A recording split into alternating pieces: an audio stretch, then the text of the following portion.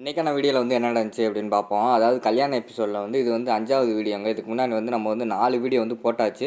அந்த 4 வீடியோ பார்த்துட்டு இதை பார்த்தா தான் உங்களுக்கு வந்து ஒரு கன்டினியூஷன் இருக்கும். அதாவது புரியும் அப்படின்னு தான் சொல்லணும். சரி, இந்த வீடியோவில் என்ன நடக்குதுன்னு பார்ப்போம். அதாவது வீரா மாறன் வந்து கட் பண்ணிட்டாங்க. நம்ம வீரா வந்து அவங்களோட காதலை வந்து வெளிப்படுத்திட்டாங்க அப்படின்னு தான் சொல்லணும். அதெல்லாம் பார்க்குறவங்க சேனலை மட்டும் மறக்காமல் லைக் அண்ட் சப்ஸ்கிரைப் மட்டும் பண்ணிடுங்க.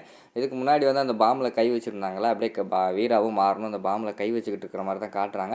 அந்த இடத்துக்கு வந்து ராஜா வந்து வந்துடுறாரு. வந்தவொடனே, டேய் உன்னை நான் வெளியே தானடா போக சொன்னேன், இங்கே என்னடா பண்ணிக்கிட்டு இருக்க அப்படிங்கிற மாதிரி சொல்கிறாங்க. அண்ணே எப்படி நான் வந்து வீராவை தனியாக விட்டு போகிறது அப்படிங்கிற மாதிரி சொல்கிறாங்க. அப்போ 2 பேர் சாக போகிறீங்களா அப்படிங்கிற மாதிரி சொல்கிறாங்க. ஆமாண்ணே, நான் வந்து முடிவு பண்ணிட்டேன், வாழ்ந்தா இவ கூட தான் வாழணும், செத்தாலும் இவ கூட தான் சாகணும் அப்படிங்கிற மாதிரி முடிவு பண்ணிட்டேன் அப்படிங்கிற மாதிரி சொல்கிறாங்க. அப்படியாடா லவ் இருக்குது அப்படிங்கிற மாதிரி சொன்னோடனே, ஆமாண்ணே என் லவ் என் வார்த்தையால் வந்து சொல்ல முடியாத அளவுக்கு நான் வந்து வீராவை லவ் பண்ணுறேனே அப்படிங்கிற மாதிரி சொல்கிறாங்க. என்னடா நீ இப்படி பண்ணிக்கிட்டு இருக்க, சரி ஏன் வீரா உனக்கு பிடிச்சது அப்படிங்கிற மாதிரி கேட்காங்க. இல்லைண்ணே, எனக்கு வந்து அம்மா இறந்ததுக்கப்புறம் எனக்கு அம்மாவை காட்டினதே அவள் தானே, அதனால் நான் அவள் கூட வாழணும்னு ஆசைப்பட்டனே அப்படிங்கிற மாதிரி சொல்லிட்டு இருக்காங்க. என்னடா இவ அப்படின்னு சொல்லிட்டு அடுத்து வீராக்கிட்டையும் நம்ம ராஜா வந்து அட்வைஸ் பண்ணுறாங்க. இங்கே பாருமா, அவன்கிட்ட சொல்கிறேன் தப்பாக நினைக்காத, கல்யாணம் முடிகிற வரைக்கும் வந்து உனக்கு டைம் இருக்குது, எந்த செகண்டில் வேணால் உன்னோட முடிவை மாற்றலாம். இந்த உலகம் வந்து நம்மளோட ஃப்ரீடம்காக தான் இருக்குது. நம்ம எப்படி ஃப்ரீடம் வாழ நினைக்கிறோமோ அப்படி வந்து இந்த உலகத்தில் வந்து நம்ம வாழ்ந்துக்கலாம், சரியா?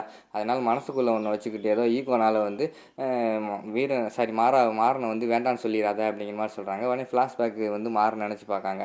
உடனே நான் லவ் பண்ணாமல் இருக்கிற காரணம் எங்கள் அண்ணனை அடித்து போட்டு நீ அந்த இடத்துல வந்து போனே இல்லை, அதான் காரணம் அப்படிங்கிற மாதிரி வந்து வீரா சொல்லியிருப்பாங்களா, அதை யோசிச்சு பார்க்காங்க. சரிண்ணே, நீ பாம்பை ரிமூவ் பண்ணு அப்படிங்கிற மாதிரி சொல்கிறாங்க. சரின்னு சொல்லிட்டு ஒவ்வொரு வயராக கட் பண்ணிடுறாரு.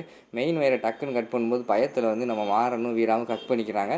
2 பேரும் கட் பண்ணிக்கிட்டே ரொம்ப நேரம் இருக்காங்க. இவங்க ராஜா வெயிட் பண்ணுறாங்க, விடுவாங்கன்னு பார்த்துட்டு அடுத்து ராஜாவே சொல்லிடுறாரு, டேய் பாம்பை ரிமூவ் பண்ணி 10 நிமிஷம் ஆச்சுடா, விடுங்கடா அப்படிங்கிற மாதிரி சொன்னோடனே அவங்க அப்படி வெக்கப்பட்டுக்கிட்டே விடுற மாதிரி காட்டுறாங்க. அடுத்து வீட்டுக்கு அங்கே மண்டபத்துக்கு வெளியில் எல்லாம் நின்று அழுதுகிட்டு இருக்காங்க. வீராவையும் காணும் மாறனையும் காணும்னு சொல்லிட்டு அந்த நேரத்தில் வந்து வீரா மாறன் வந்து வெளியில் வர்றாங்களா, அதை பார்த்தோன்னே சந்தோஷமாயிடுறாங்க. வீரா என்னடி ஆச்சு அப்படிங்கிற மாதிரி சொல்கிறாங்க. அதெல்லாம் ஒன்றும் இல்லை அப்படிங்கிற மாதிரி சொல்கிறாங்க. உடனே வந்து நம்ம ராமச்சந்திரன், சரி வந்துட்டாங்களே எல்லோரும், கிளம்புங்க வீட்டுக்கு போங்க, அந்த இடத்துல இருக்கிறது வந்து ஆபத்து, சரி ஆல்ரெடி வந்து கேஸ் லீக் ஆகிடுச்சு சொல்லியிருக்காங்க, நம்ம வெளியில் போயிடுவோம் அப்படின்னு சொல்லிட்டு அந்த இடத்துல வந்து எல்லாத்தையுமே ராமச்சந்திரன் வந்து வீட்டுக்கு அனுப்பி வச்சிடுறாங்க. அடுத்து வந்து நம்ம மாறன்கிட்ட மட்டும் நம்ம ராஜா வந்து பேசணும்னு சொல்கிறாரு. டே இருறா, அவங்ககிட்ட கொஞ்சம் பேசணும் அப்படிங்கிற மாதிரி சொன்னோன்னே, சரிண்ணே சொல்லிட்டு அவங்க 2 பேர் மட்டும் இருக்காங்க. அதுக்கடுத்து வந்து 2 பேர் பேசுகிற மாதிரி காட்டுறாங்க. எனக்கு என்னமோ வந்து வீரா வந்து உன்னை தான் கல்யாணம் பண்ணுவான்னு தோணுதுரா அப்படிங்கிற மாதிரி ராஜா சொல்கிறாங்க. எப்படி நான் எவ்வளோ கான்ஃபிடென்ஸாக சொல்கிறேன் அப்படிங்கிற மாதிரி வந்து மாறன் கேட்காங்க. ஆமாடா, எனக்கு பார்த்தாலே தெரியுது, அந்த பொண்ணு நான் பேச பேச அமைதியாக இருந்தது அப்போயே எனக்கு தெரிஞ்சு போச்சு, அந்த பொண்ணு வந்து உன்னை லவ் பண்ணுது, ஆனால் மனசுக்குள்ளே வந்து அது வெளியில் சொல்கிறதுக்கு ஏதோ ஒரு தடை இருக்குடா, அது என்னென்னு பார்த்து மட்டும் கிளியர் பண்ணி விடு. கண்டிப்பாக அந்த பொண்ணு உன்னை லவ் பண்ணுதுடா, கண்டிப்பாக உன்னை வந்து கல்யாணம் பண்ணணும், நீ ஒன்றும் கவலைப்படாத. எனக்கு என்னமோ அரவிந்துக்கும் வீராவுக்கும் வந்து கல்யாணம் நடக்காது, மாறனுக்கும் வீராவுக்கு தான் கல்யாணம் நடக்கும், என் உள்மனசு சொல்லுதுடா அப்படிங்கிற மாதிரி சொல்கிறாங்க. அண்ணே, நீ சொல்கிறதெல்லாம் நடந்தால் ரொம்ப சந்தோஷனே அப்படிங்கிற மாதிரி சொல்கிறாங்க. இல்லைடா, எனக்கு அப்படி தான் தோணுது, அதனால் இதுவே நடக்கும் நீ நினச்சிக்கிட்டு இருக்கக்கூடாது, என்னோடய மனசில் பட்டதை சொல்கிறேன். எனக்கு தெரிஞ்ச வரைக்கும் அந்த பொண்ணு உன்னை கண்டிப்பாக லவ் பண்ணுது, ஆனால் நீ அது வந்து வெளியில் கொண்டு வரணும், அதுதான் உன்னோட வேலை அப்படிங்கிற மாதிரி சொல்கிறாங்க. பரவாயில்ல, நான் கொண்டு வந்துடுவேன் அப்படிங்கிற மாதிரி சொல்கிறாங்க. டே என்னடா காலையில் அந்த பொண்ணு கல்யாணம் கொண்டு வந்துடுவேன்னுக்கிட்டு இருக்கேன் அப்படிங்கிற மாதிரி சொல்கிறாங்க. அண்ணே, காலையில் தானே கல்யாணம், இன்னும் எவ்வளோ டைம் இருக்குது, அதுக்குள்ளே அந்த பொண்ணு என்கிட்ட வந்து என்னை தான் லவ் பண்ணுறேன்னு சொல்லும் பாரு அப்படிங்கிற மாதிரி சொல்கிறாங்க. சரி, இன்னும் எனிவேடா, கல்யாணத்துக்கு ஆல் த பெஸ்ட், என்ன அண்ணனால் நாளைக்கு வர முடியாது அப்படிங்கிற மாதிரி சொல்கிறாங்க. என்னண்ணே, கல்யாணத்துக்கு இருந்துட்டு போனேன் அப்படிங்கிற மாதிரி சொல்கிறாங்க. இல்லைடா, கல்யாணத்துக்கு வந்து என்னால் இருக்க முடியாது, ஒரு நாள் தான் பெர்மிஷன் கேட்டு வந்திருக்கேன், நான் கிளம்புறேன், எனக்கு வந்து நீ கல்யாணம் முடித்தோடனே எனக்கு ஒரு செல்ஃபி எடுத்து ஒரு ஃபோட்டோ அனுப்பி அண்ணன் பார்த்து சந்தோஷப்பட்டுக்கிறேன்டா அப்படின்னு சொல்லிவிட்டு அந்த இடத்துல வந்து ராஜா வந்து விடப்பட்டுறாரு. அடுத்து வந்து நம்ம மாறன் இருக்காங்கல்ல, மாறன் வந்து வீட்டில் போயிருக்காங்க. அந்த நேரத்தில் வள்ளி வராங்க. டேய் என்னடா உள்ளே என்னடா ஆச்சு அப்படிங்கிற மாதிரி சொல்கிறாங்க. ஒன்றும் இல்லை, பெசாமல் இருத்த அப்படிங்கிற மாதிரி சொல்கிறாங்க. என்னடா சொல்ல மாட்டேயா அப்படிங்கிற மாதிரி கேட்டவொடனே, அங்கே என்ன நடந்துச்சுன்னு சொல்கிற, பெசாமல் இரு அப்படிங்கிற மாதிரி சொல்கிறாங்க. சரி, இப்போயாவது வீரா கூப்பிட்டு ஓடி போயிடுறா அப்படிங்கிற மாதிரி சொல்கிறாங்க. அத்தை, உனக்கு இதை விட்டால் வேறு வார்த்தையே தெரியாது அத்தை, ஏன் அத்தை இப்படி பேசிக்கிட்டு இருக்க அப்படிங்கிற மாதிரி சொல்கிறாங்க. ஆமாம், நாளைக்கு காலைல கல்யாணம், இப்போ போனால் தான் உண்டு அப்படிங்கிற மாதிரி வள்ளி சொல்கிறாங்க. உடனே மாறன் வந்து சொல்கிறாங்க, நானே அவள் என்கிட்ட சரியாக பேச மாட்டேக்கான் இருக்கேன் அப்படிங்கிற மாதிரி சொல்கிறாங்க. எனக்கு மட்டும் ஒரு வாய்ப்பு கிடச்சிருந்தா அவளை தூக்கிட்டு வந்து நானே தாலி கட்டி கொண்டு வந்திருப்பேன் அப்படிங்கிற மாதிரி சொல்கிறாங்க. ஏன் அதை பண்ண வேண்டியதானே அப்படிங்கிற மாதிரி சொல்கிறாங்க. அதெல்லாம் ராஜா காலத்தில் இருந்தது, இப்போல்லாம் நம்ம காலத்தில் இதெல்லாம் செட் ஆகுமாடா அப்படிங்கிற மாதிரி யோசிச்சுக்கிட்டு இருக்காங்க வள்ளி.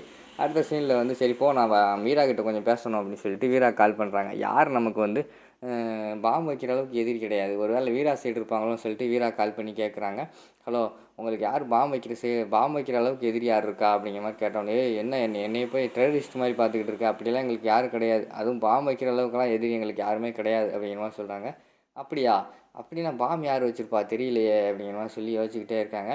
சரி கல்யாணத்துக்கு ரெடியாகு, நாளைக்கு நான் கழுத்தில் தாலி கட்ட போகிறேன் அப்படிங்கிற மாதிரி வந்து மாறன் சொல்கிறாங்க. என்னது ஏன் கழுத்துலையா, பேசாமல் இருக்க மாட்டியா, கல்யாணம் நாளைக்கு அரவிந்த் கூட தான் நடக்க போகுது பாரு அப்படிங்கிற மாதிரி சொல்கிறாங்க. அதெல்லாம் கிடையாது, நீ வேணால் பாரு, நான் தான் உன் கழுத்தில் தாலி கட்ட போகிறேன் அப்படிங்கிற மாதிரி வந்து மாறன் சொல்லிக்கிட்டு இருக்கிற மாதிரி காட்டுறாங்க. உடனே வீரா வந்து நீ எவ்வளோ சொன்னாலும் திருந்தவே மாட்டடா, சரி போடா அப்படின்னு சொல்லிட்டு அந்த இடத்துலேருந்து அவங்க வந்து ஃபோனை வச்சிடுறாங்க.